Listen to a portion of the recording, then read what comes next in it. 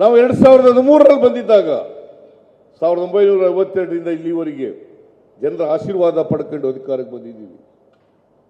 13 ಇರ್ಬೋದು, 23 ಇರ್ಬೋದು, ಜನರ ಆಶೀರ್ವಾದ ಅಧಿಕಾರ ಮಾಡ್ಕೊಂಡು ಬಂದಿದ್ದೇವೆ. ಇವತ್ತು ಕಳೆದ ಬಾರಿ ನಾವು 2023 ಮೇನಲ್ಲಿ ನಡೆದಂತ ವಿಧಾನಸಭಾ ಚುನಾವಣೆಯಲ್ಲಿ 136 ಸ್ಥಾನಗಳನ್ನು ಗೆದ್ದು ಅಧಿಕಾರಕ್ಕೆ ಬಂದಿದ್ದೀವಿ. 2013ರಲ್ಲಿ 122 ಸ್ಥಾನಗಳನ್ನು ಗೆದ್ದು ಅಧಿಕಾರಕ್ಕೆ ಬಂದಿದ್ದು ನಾವು. ಬಿಜೆಪಿಯವರು ಯಾವತ್ತಾರು ಮೆಜಾರಿಟಿ ತಗೊಂಡಿದ್ದಾರ?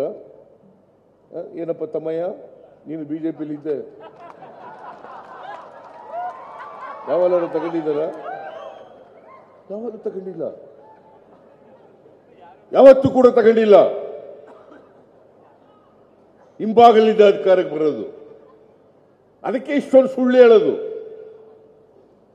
ಈಗ 5 ಗ್ಯಾರಂಟಿಗಳು ಇಲ್ಲಿ ಇದ್ದಾವೆ.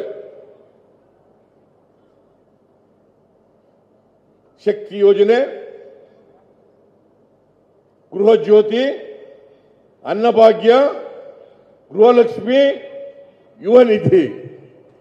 ಈ ಕಾರ್ಯಕ್ರಮಗಳು ನಾವು ಜಾರಿಗೆ ಕೊಟ್ಟಿದ್ದೇವೋ ಇಲ್ವೋ ಹೇಳಿ ನೋಡೋಣ. ನೀವೇ ಕೈ ಎತ್ತಿ ನೋಡೋಣ, ಜಾರಿಗೆ ಕೊಟ್ಟಿದ್ದೇವೋ ಇಲ್ವೋ ಅನ್ನೋದನ್ನ. ಎಲ್ಲರೂ ಕೈ ಎತ್ತಿದ್ದಾರೆ, ಮತ್ತೆ ಜಾರಿಗೆ ಕೊಟ್ಟೇ ಇಲ್ಲ ಅಂತ ಹೇಳ್ತಾರಲ್ಲ. ಜನರನ್ನ ತಲುಪೇ ಇಲ್ಲ, ಎಲ್ಲ ಗ್ಯಾರಂಟಿಗಳು ವಿಫಲ ಆಗಿದ್ದಾವೆ. ಭಾರತೀಯ ಜನತಾ ಪಕ್ಷದವರೇ, ಯಾಕ್ರಿ ಇಷ್ಟೊಂದು ಸುಳ್ಳು ಹೇಳ್ತೀರಿ ನೀವು? ಈ ಗ್ಯಾರಂಟಿ ಯೋಜನೆಗಳಿಗೆ 23-24ರಲ್ಲಿ 36,000 ಕೋಟಿ ರೂಪಾಯಿಗಳನ್ನು ಖರ್ಚು ಮಾಡ್ತಾ ಇದ್ದೀವಿ. Is it not A fact? ಇದು ಸತ್ಯ ಅಲ್ಲ? ಸುಳ್ಳು ಹೇಳ್ತಾ ಇದ್ದೀರಲ್ಲ, ನಾಚಿಕೆ ಆಗಲ್ಲ ನಿಮಗೆ? ನಿಮ್ಗೆ ಏನಾದ್ರು ಮಾನ ಮರ್ಯಾದೆ ಏನಾದ್ರು ಇದೆಯಾ ನಿಮಗೆ? ನಾನು ಮೊನ್ನೆ ಬಜೆಟ್ ಮಂಡಿಸಿದೆ. ಮೊನ್ನೆ ಬಜೆಟ್ನಲ್ಲಿ ಮುಂದಿನ ವರ್ಷಕ್ಕೆ 52,009 ಕೋಟಿ ರೂಪಾಯಿಗಳನ್ನು ಬಜೆಟ್ನಲ್ಲಿ ಇಟ್ಟಿದ್ದೇವೆ. ಇನ್ನೂ ಹೆಚ್ಚಾದರೂ ಕೂಡ ಕೊಡ್ತೇವೆ,